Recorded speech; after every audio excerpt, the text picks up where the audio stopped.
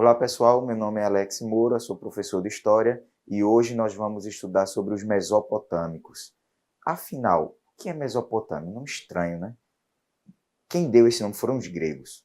Os gregos olharam assim nessa região e viram que ficava com dois rios no meio de uma terra. Em grego, meso é meio e potamos é rio.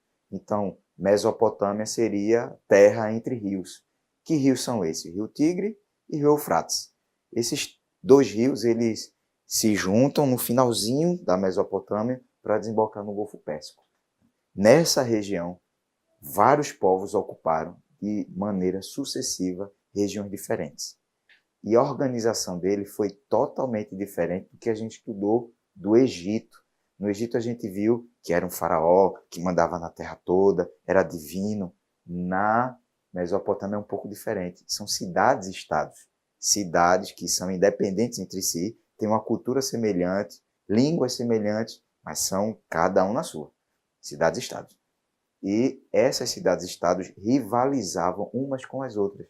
E muitas vezes entravam em guerra e atrito umas com as outras, não unificando territórios.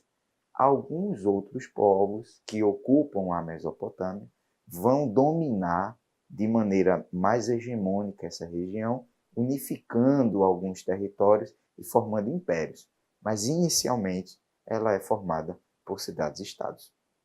A primeira população que ocupa essa região é a sumeriana. Os sumérios, eles ocuparam o sul da Mesopotâmia. Essa região que eu falei que se encontram os dois rios e desembocam no Golfo Pérsico. É uma região plana e fértil. Só que diferente do Egito, onde a chuva trazia a cheia do rio com humus, na Mesopotâmia não acontece assim. Os rios, eles são rios de montanha. E esses picos das montanhas são nevados.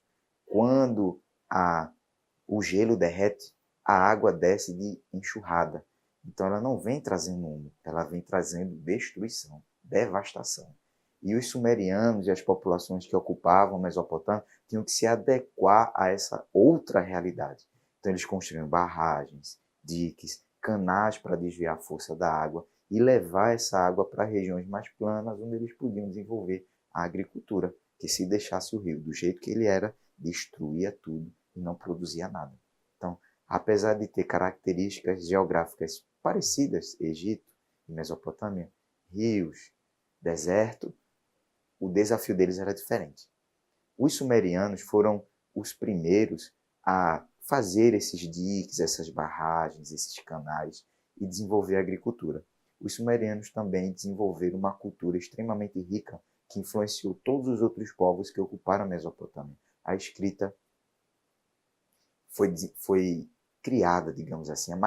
O mais antigo registro que nós temos de escrita são dos mesopotâmicos e há um tipo de escrita chamada cuneiforme.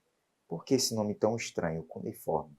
Porque eles faziam em tabletes de argila e com um graveto na sua ponta em forma triangular, eles cunhavam, eles riscavam esse tablete, né, de barro, de argila, ainda úmido, e colocavam no sol para secar se fosse importante. Se não fosse tão importante assim, eles podiam apagar e escrever de novo. Então, esse meio que eles escreviam foi extremamente importante porque preservou muito da cultura mesopotâmica, muito da cultura sumeriana. Porque veja, o papel queima com fogo, mas o barro não. Ele se solidifica. Então, quando as cidades sumerianas eram atacadas e queimadas, né, destruídas, a depender da destruição, esses tabletes de argila podiam sobreviver, podiam ser preservados, e foi isso que aconteceu. Então, hoje nós temos muito conhecimento sobre sumerianos, assírios, babilônicos, porque esses registros foram preservados e nós conseguimos decifrar a sua escrita. E aí sabemos a história de reis como Assurbanipal, como o rei Nabucodonosor e tantos outros que dominaram em forma de império a Mesopotâmia. Quais foram os principais povos que ocuparam a Mesopotâmia? Falamos dos sumerianos, mas também tivemos acadianos, foram os primeiros a formar um império. O rei Sargão I, ele conquistou várias cidades-estados ali ao redor da sua cidade principal e formou pela primeira vez um reino, um império, onde uma cidade dominava as outras. Depois dele, vieram muitos outros povos, como os Amoritas, também conhecidos como Primeiro Império Babilônico. Ele é mais conhecido na história, os Amoritas, pelo Código de Hammurabi, o seu rei mais famoso.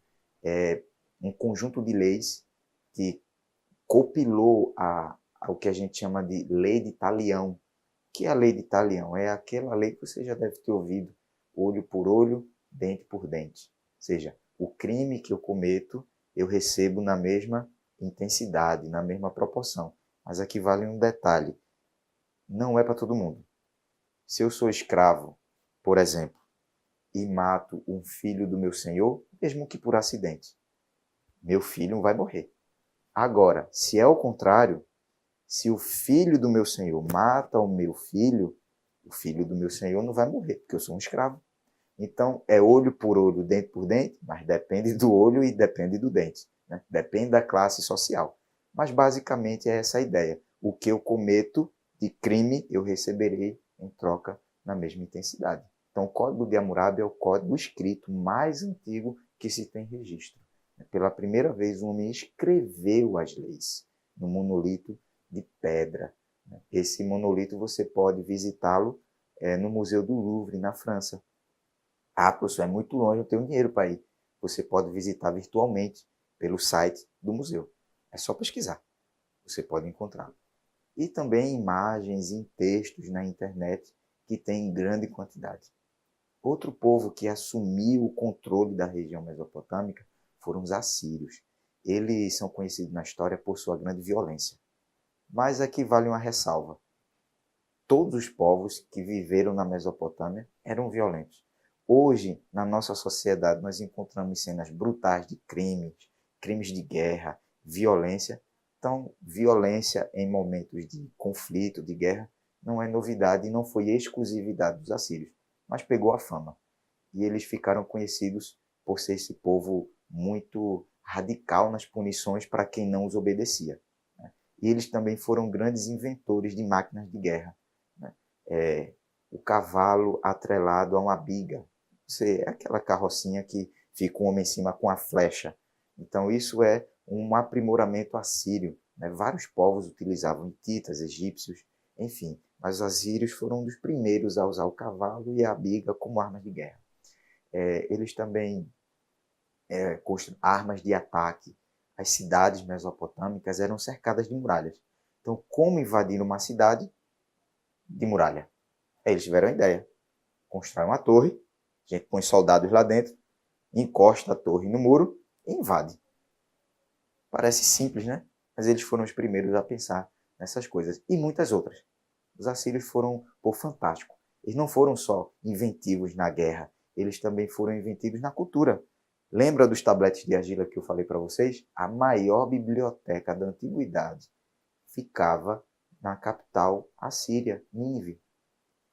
E lá você encontrava registros sobre toda a história dos assírios, dos povos que eles conquistavam e de maneira geral da história. Então, muito do que nós sabemos da Mesopotâmia é dos assírios, por conta dessa preocupação que os assírios têm em preservar e contar a história, os seus feitos, as suas conquistas, os povos que eles dominavam. Talvez o povo mais conhecido da Mesopotâmia sejam os babilônicos, por conta da cidade Babilônia e de vários filmes, novelas, enfim, que se produziu acerca dessa cidade e do seu rei mais famoso, que é o Nabucodonosor. Ele é muito conhecido por conta da Bíblia. A história muito dele está registrada na Bíblia, lá no livro de Daniel, por conta da conquista da Mesopotâmia, da Babilônia a Judá, um reino hebreu. E essa história está registrada lá na Bíblia e em vários outros e em várias outras fontes históricas que você pode consultar. Nabucodonosor, ele reformou praticamente toda a cidade da Babilônia, que havia sido criada e fundada lá pelos Amoritas. Por isso os Amoritas são chamados de Primeiro Império Babilônico. E os caldeus, o segundo Império Babilônico, que a gente associa a Babilônia apenas aos caldeus, mas eles não são o único a dominar a cidade e a construir um império ao redor dela. Então, a cidade de Babilônia é a cidade que conquistou o mundo conhecido da época e tornou-se o maior império que o mundo já havia visto até aquele momento. O maior império que o mundo já viu é asiático, é de Gengis Khan. Tá? Muito grande, maior do que o Império Romano. Mas pouco estudado por nós aqui no Ocidente. Pois bem, qual é o grande legado mesopotâmico para nós? Veja, as horas que nós contamos, o dia como nós contamos, a hora dividida em 24, 12 claro, 12 escuro, 1 hora de 60 minutos, um mês de 30 a 31 dias, calendário solar, tudo isso são heranças que vieram lá da Mesopotâmia. Eles eram grandes estudiosos da astronomia e também da astrologia. Não havia uma divisão entre astronomia, estudo do movimento dos astros, e astrologia, a influência dos astros nas nossas vidas. Não havia diferença. Até o século XVI não havia diferença entre um e outro.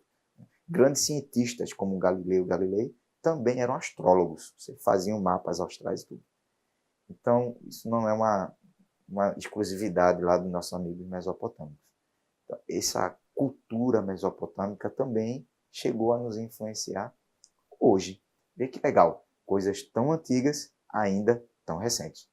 Espero que vocês gostem desse vídeo, espero que vocês gostem desse conteúdo e procurem se empenhar no estudo, porque vale muito a pena. Até mais, tchau, tchau.